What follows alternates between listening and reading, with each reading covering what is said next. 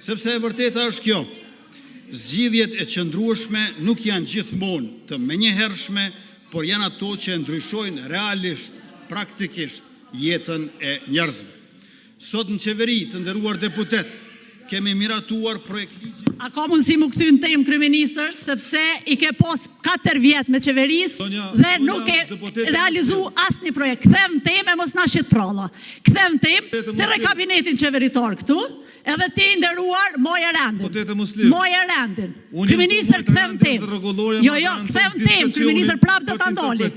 Nëse nuk kthehesh me fol për naft, nuk do të flasësh. Nuk mundesh në asnjë rrethon ti me krahasu zgjidhjet ose diskutimet që i bën kryeministri si tendencë për me përballë inflacionit që prodhon nafta me çebet ose me studnet personale që i keni bë.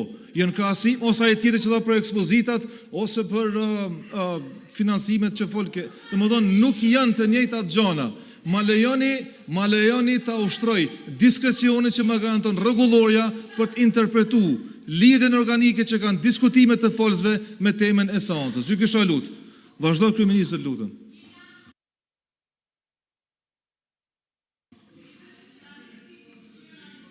Unë ju kisha lutë të gjithve të ruani qetësinë institucionale dhe përgjegjësinë e përfaqësuesit popullit.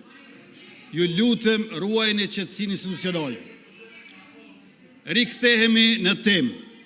Ju lutem, rikthehemi në temë. Sot në qeveri kemi miratuar projekt ligjin për çmimet tavan, apo zyrtarisht projekt ligjin për masat e përkohshme të produkteve themelore në rastet veçanta të destabilizimit në treg, me të cilën synojmë mbrojtjen e kategorive më të lëndueshme në rast të destabilizimit të tregut dhe ndalimin e efektit multiplikativ në sektoret e tjera.